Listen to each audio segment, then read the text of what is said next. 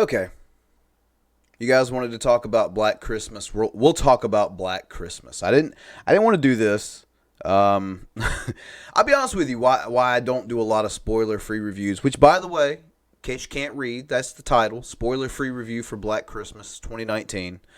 The reason I don't do a lot of spoiler-free reviews is because I don't like shitting on the genre. Because in a lot of ways, my channel, at least I feel, is here to promote horror.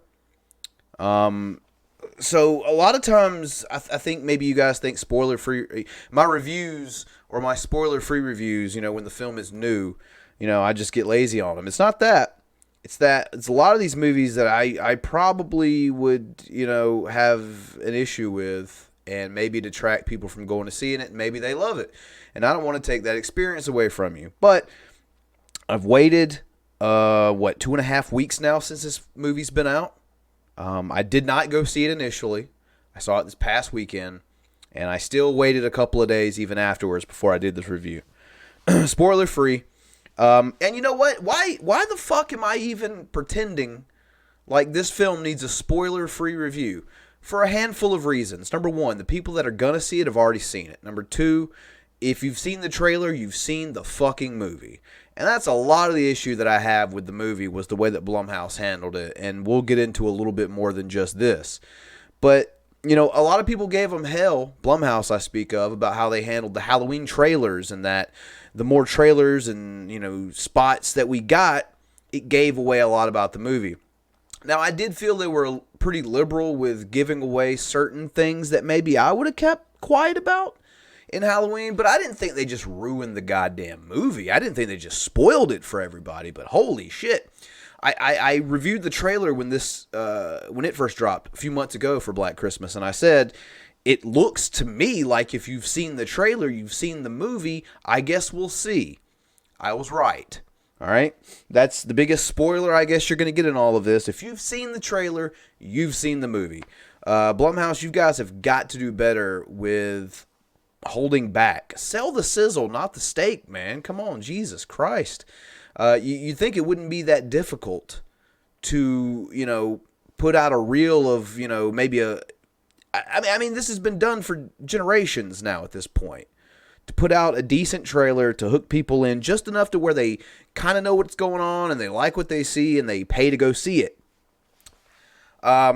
It's not that difficult. But I'm lingering on the trailer too much. I've already talked about it. Let's get into the actual film, Black Christmas, the remake of a remake. This didn't need to happen at all whatsoever. Because, and look, before I get into, any further details here, let me just say that I am 100% okay with a remake taking liberties with the source material and changing things up and making it different, and, it not being a shot-for-shot remake, which even sometimes I'm okay with shot-for-shot remakes, depending on performances and things of that nature. But this film didn't just take liberties with the source material. This film shat on the source material. There's nothing at all, other than maybe the fact that they're at a sorority through some of this, that could possibly be harkened back to Black Christmas, the original, or even the remake. And that's something else. This movie has been so poorly reviewed and is just so bad that people are now starting to gain respect for the 2006 Black Christmas that nobody liked when it first came out. I thought it was decent. I thought it was all right for a 2000s remake or whatever. But even that movie has earned some clout, so to speak, now, just because this one is so bad. So literally nothing alike at all whatsoever. I mean, I don't mind you taking liberties with the source material, but goddamn, can we have what Black Christmas is in some shape, way, form, or fashion? Can we have that at all? Because it's not here. It's not in this movie at all whatsoever. When you're watching this movie, it almost comes to me like the Child's Play remake or reboot or whatever it did earlier this year. When I was watching it, I was like, it almost seems like someone had a script for a generic killer doll movie and knew they couldn't sell that, So they slapped Chucky on it.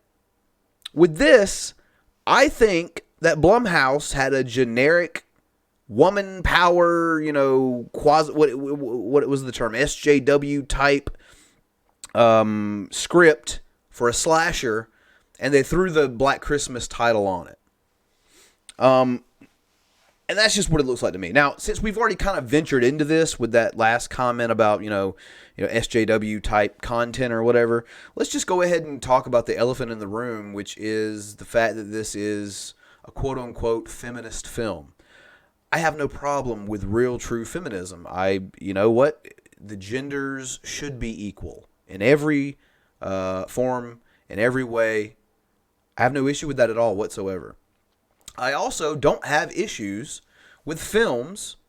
I have no issue with a film that has an agenda, a political agenda, or its politics are there. I have no issue with that. Case in point, let's take a look. People Under the Stairs. There's a lot.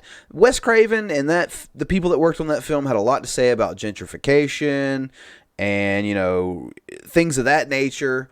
And it's a good movie. I have no issue with its message. I have no issue with the film itself.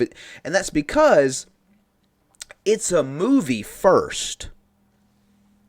Then it wraps those social issues up within the confines of what's going on in the film. And it does it expertly. And it does it fantastically. Night of the Living Dead, the original 1968, had a lot to say. But it was within the context and the confines of the film. Black Christmas, on the other hand, it's not about the movie. It's about the message first. And I have no problem with its message. I have no problem with women. I'm a fan of a genre that has, believe it or not, glorified women. And a lot of people are going to disagree with that. But, Final Girls. These are the star of the film, the one that overcomes the big bad, the one that saves the day, the one that is a hero. And there's always usually a transition from being, this small, meek, quiet girl to being a badass by the end of it that has conquered this evil or whatever the fuck the situation may be. That's my favorite genre of film. So I have no issue at all whatsoever with women in film. Matter of fact, I quite enjoy it. But the problem is, in this film, is that it's the message first, then the movie. The story comes second in this film. What's important, according to the makers of this film, is that first, before anything else, these are women, that they're empowered, that men are generally regarded in this film as rapists, as violent, as, things of that nature. So as a guy, I watched the first 45 minutes of this film, and I'm just pretty much pelted over the fucking head with how bad myself and everyone else that has a dick and balls between their legs are, which, whatever. It's not that big of a deal. I'm not going to let a movie piss me off to take it personally or anything. But, it does set you off. Like, it's off-putting, I guess, is the better terminology to use. And then, you get to your last act of the film, which is actually something finally fucking happening. All right? So, first, second act, in your face, this is our agenda, this is our politics, and I don't have a problem with your politics or your agenda. It's just the fact that the movie came second. And, nothing really even happens until the third act of this film. So, like I said at the beginning, I really hate to do stuff like this because I hate shitting on the genre. I hate shitting on Blumhouse because I know just as well as everyone out there that Blumhouse is hit or miss. They truly are. They've had some really good, even great filmmaking with like Get Out and Halloween 2018. They've had some really good stuff. I'd even go as far as to say like the original Paranormal Activity is a really interesting film. But then they have stuff like this. And, this isn't the only stinker they have.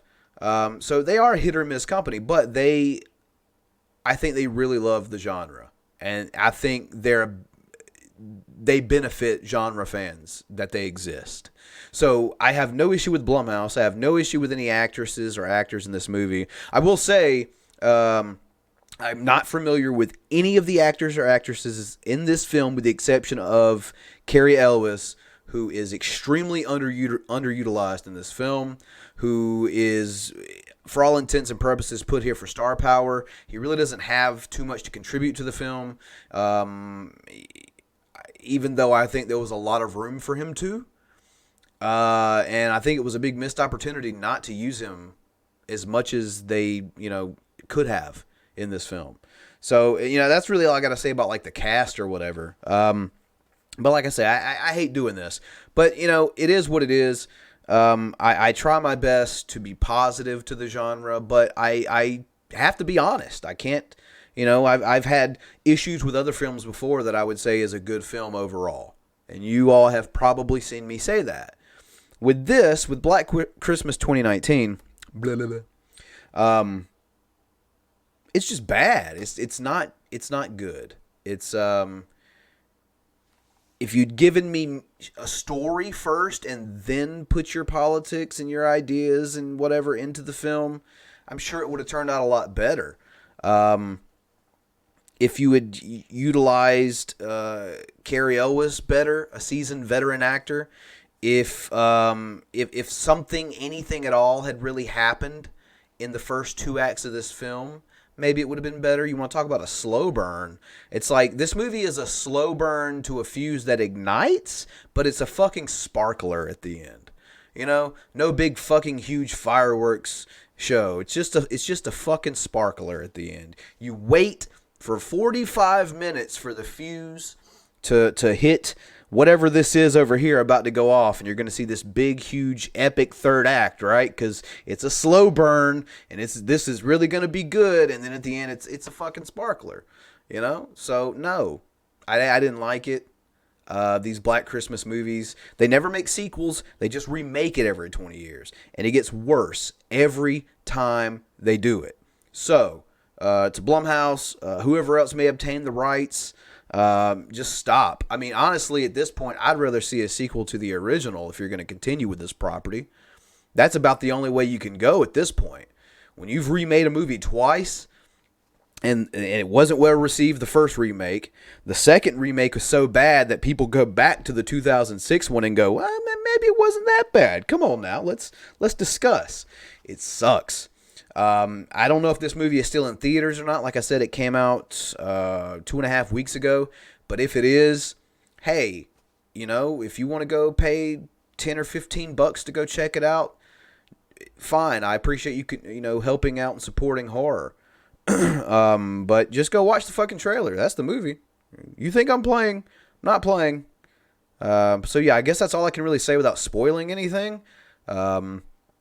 I guess that'll about do it. With that said, if you are still with me and you don't now hate me because I just shit all over one of your favorite films of the year, leave me a thumbs up.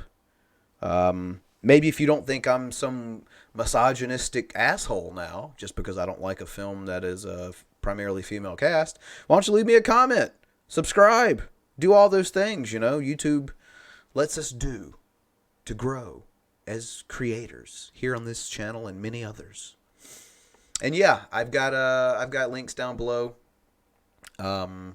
Social media, Patreon if you want to support my work, my effort here. And yeah, drop a comment. Like I said, let me know what you guys thought about this one, because I don't know. I hope I'm not alone in thinking that this is a giant turd of a way to end what was a really good year for horror cinema in 2019. So, yeah. Luckily for me, I had not seen Ready or Not yet by the time I had watched this one. So I cleansed my palate, and I ended 2019 good with the genre. So I guess that's going to be about it. Like, subscribe, comment, links below, all that jazz. I'm Bren from Bloody Breakdown. Sorry I had to shit all over this movie, but I mean, you can't polish a turd. We'll catch you next time.